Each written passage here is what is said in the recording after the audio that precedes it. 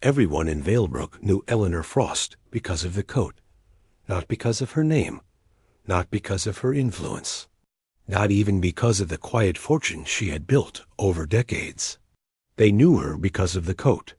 A long, ash-colored wool coat, slightly outdated, its cuffs softened by time, its buttons replaced twice, but never upgraded. For 21 years, Eleanor wore that same coat. To board meetings, to charity galas she helped fund, to the farmers' market on Saturdays, to courtrooms where signatures decided the fate of entire companies, to church on Sundays, where people knelt beside her without realizing they were kneeling next to the woman who owned half the street. Every night, the housekeeper brushed it carefully. Once a week, it was dry cleaned by hand. Every winter, it returned to the same hanger, like it had never left. People whispered. Some laughed behind polite smiles. Some shook their heads in public confusion. Others called it an act, a performance, a strange obsession. How can someone with so much choose to look like so little? They asked. But no one was more disturbed by that coat than Eleanor's daughter. Her name was Clara. To Clara, the coat wasn't modest. It wasn't symbolic. It wasn't eccentric. It was humiliating. It followed her like a shadow she couldn't outrun. A dull gray echo in photographs, in school events, in moments that were supposed to shine. Whenever Eleanor arrived somewhere in that coat, Clara felt something twist inside her stomach, tight and acidic, as if the room itself had turned its eyes on her. At 16, Clara understood social hierarchies better than most adults.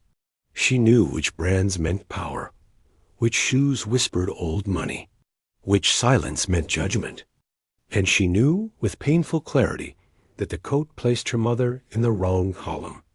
At school, Clara was immaculate. Her uniform was tailored. Her notebooks were new before the old ones filled. Her phone changed every year. Everyone knew her family had money. And yet, they didn't believe her. Because money, apparently, should announce itself.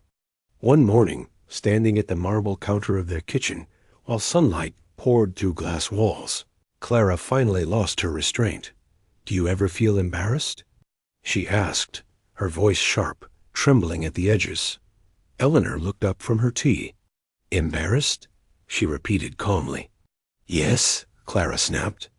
"Other mothers dress like they live in this century. And you walk around like someone's retired librarian." Eleanor said nothing. "My friends laugh," Clara continued, heat rising. "They say you look like staff, like you clean offices after hours. No one believes me when I say you own companies. They think I'm lying. Or ashamed." The words landed harder than Clara expected.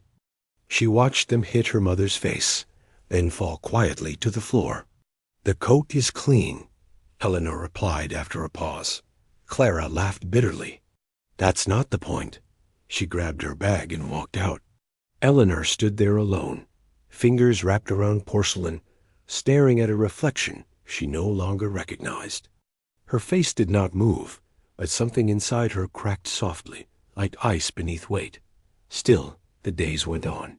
The coat went on, and Clara's resentment grew. It grew in the spaces between comments, in the way people's eyes lingered too long, in the way laughter softened when Eleanor entered a room, in the way comparisons were always made quietly, but never kindly. One afternoon, Eleanor arrived at Clara's private academy to pick her up. She waited and waited. Finally, a staff member informed her that Clara had already left. At home, Clara sat on the couch scrolling through her phone, unimpressed by her mother's concern. "I went home with Julia's mom," she said casually. "Without telling me?" Eleanor asked. "At least she looks like someone worth being seen with," Clara replied. "People even say she should give you fashion advice." Eleanor nodded slowly. That night, she cried alone. Not loudly, not dramatically, just enough to feel it. Clara, in her room, stared at the ceiling and asked herself a question she hated for even thinking. Why did I get this kind of mother? The question didn't come from cruelty. It came from exhaustion, The embarrassment hadn't started suddenly. It had grown over years, watered by whispers and comparisons, fed by a world obsessed with display. Clara didn't want excess. She wanted alignment. She wanted her mother to look the way her life looked on paper. Open day came. Parents filled the school courtyard in polished shoes and expensive perfume. Mothers shimmered in silk and tailored confidence. Fathers laughed too loudly beside cars that gleamed. Clara stood with her friends, pretending to enjoy herself. Then she saw the familiar shape, the coat. Eleanor stepped out of the car, holding a small basket of homemade pastries, smiling like nothing in the world was wrong. Some parents nodded respectfully. Money recognizes money, even when fashion doesn't. But the students didn't care about respect. "She looks like a caretaker," someone whispered. "Is she really rich?" Clara turned away. When Eleanor waved, her hand stayed suspended in the air, unanswered. That night, Eleanor sat on her bed, fingers brushing the coat as if it were alive. And Clara lay awake, anger pressing against her ribs, forming a thought that would not leave. If the coat disappeared, everything would finally be normal. After open day, something shifted inside the house. Not loudly, not visibly. It was the kind of change that settles into corners. The kind that doesn't announce itself, but rearranges everything when no one is looking. Clara stopped arguing, which, somehow, felt worse. She stopped commenting on the coat. Stopped reacting when Eleanor left the house wrapped in that familiar gray shell. Stopped rolling her eyes, stopped snapping, stopped asking why. Instead, she withdrew. Her answers became shorter, her presence thinner, meals quieter, conversations mechanical. She smiled at her phone more than at her mother. When Eleanor entered her room, Clara often found a reason to leave it. Eleanor noticed. Of course she did. But she said nothing. She had learned long ago that some silences were safer than explanations, that people often didn't want the truth. They wanted comfort. And truth, she knew, rarely dressed well. Life continued in its careful routine. Deals were signed. Donations were made. Invitations arrived. And every time Eleanor declined a stylist or ignored a suggestion, the whispers followed her like polite ghosts. At school, Clara's world sharpened. The laughter grew more confident, the comments more creative, the pity more poisonous than mockery. "You'd look unstoppable if your mom matched you," someone said once, pretending it was a compliment. Another girl joked that Clara must have inherited her sense of fashion from her father, whoever he was. Clara laughed along. That was the worst part. At night, anger brewed beneath her skin, hot and restless. She replayed scenes in her mind, imagining Eleanor stepping out of the car dressed differently, imagining the looks changing, imagining relief. One evening, an idea came to her quietly. Too quietly. Eleanor's birthday was approaching. Clara called her mother's assistant without hesitation. "I want to surprise her," Clara said, softening her voice. "Something elegant, something appropriate." The assistant hesitated only briefly before agreeing. The dresses arrived in pristine boxes. Expensive fabric, clean lines. The kind of clothes that spoke fluently in rooms Clara wanted to belong to. Eleanor opened the gift alone. She smiled. She understood immediately. She ran her fingers over the fabric, careful, respectful, hung the dresses neatly in her wardrobe, closed the door. And the next morning, she reached for the coat. Clara noticed. But she said nothing. Weeks passed. Midterm break approached, and Clara's anticipation built like pressure behind glass. She imagined the moment over and over. Eleanor arriving in one of the dresses, standing taller, looking the way the world expected her to look. Clara practiced her smile in mirrors. The day came. Cars lined the school driveway like a catalogue of wealth. Parents reunited with children in bursts of laughter and perfume. Clara stood near the gate, heart pounding, scanning every vehicle.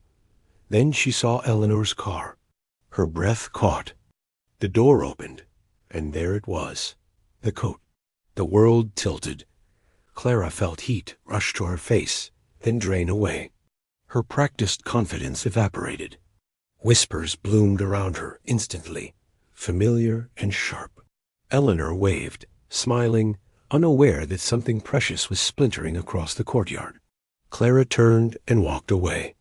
She slipped through a side exit, avoiding teachers, avoiding friends, avoiding her own name. Eleanor searched for her for over an hour. Security joined in. No one found Clara. That evening, Clara arrived home ahead of her mother.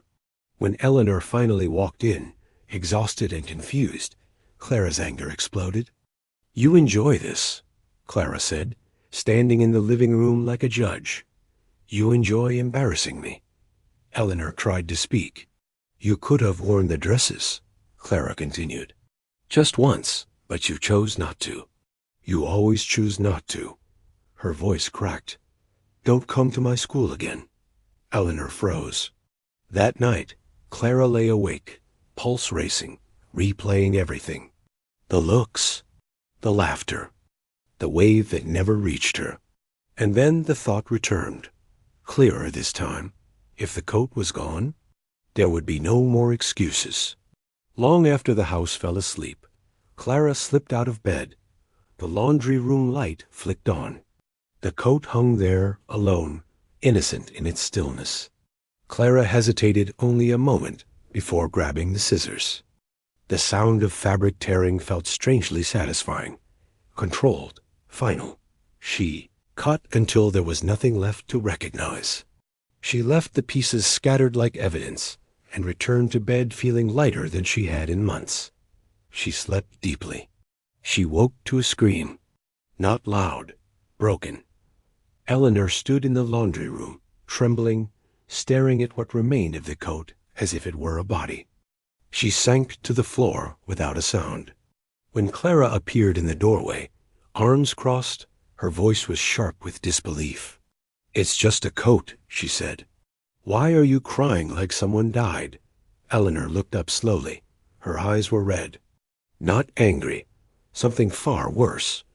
"Because someone did," she said. And for the first time in Clara's life, she felt afraid of the silence that followed. The house felt unfamiliar after that sentence.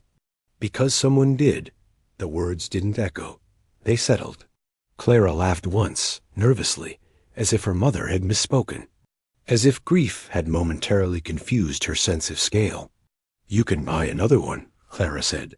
10, 100. "This doesn't have to be." The sound interrupted her. Sharp, clean, unmistakable. Eleanor's hand met her face with a force that startled everyone in the room, including Eleanor herself. The housekeeper gasped. Clara staggered back, more shocked than hurt, fingers trembling where her cheek burned. Eleanor had never raised her hand to anyone, not to employees, not to competitors, not even to Clara. Her voice, when it came, was low and shaking. "I have swallowed your words for years," Eleanor said. "I have carried your anger quietly. But you will not trample on my grief." Clara stared at her, eyes wide with disbelief. "You hit me because of a coat?" Eleanor laughed then, but there was no humor in it, only something hollow. "That coat," she said, "is the reason your father never came home." The room collapsed into silence. Clara's mouth opened, but no sound followed. "What?" she whispered.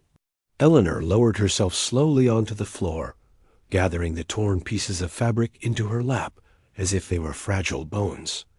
Her hands shook as she pressed them to her chest. "Your father bought me that coat," she said, "on the last night we were ever truly together." Her voice softened, pulled backward by memory. "It was an anniversary gift, nothing extravagant. He said it reminded him of winter walks we used to take before money started speaking louder than love." Clara's knees weakened. She sat down without realizing it. "I had just closed the biggest deal of my life," Eleanor continued.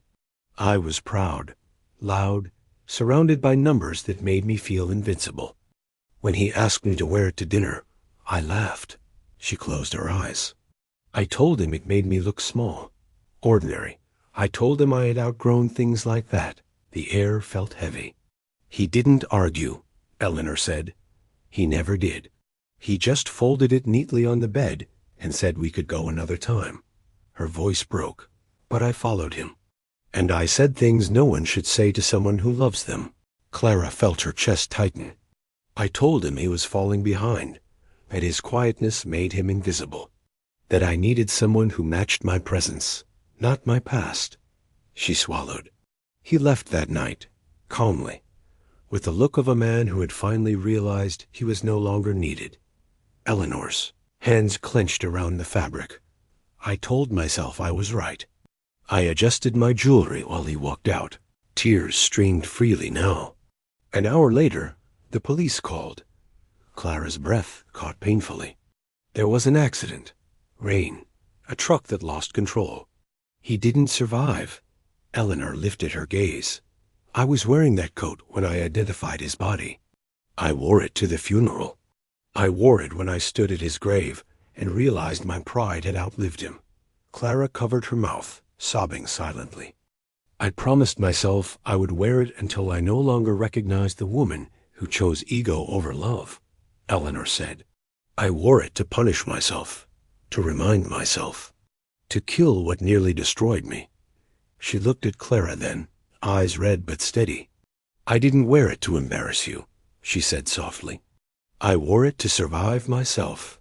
Clara crawled forward, tears spilling freely now. I didn't know, she cried. I didn't know.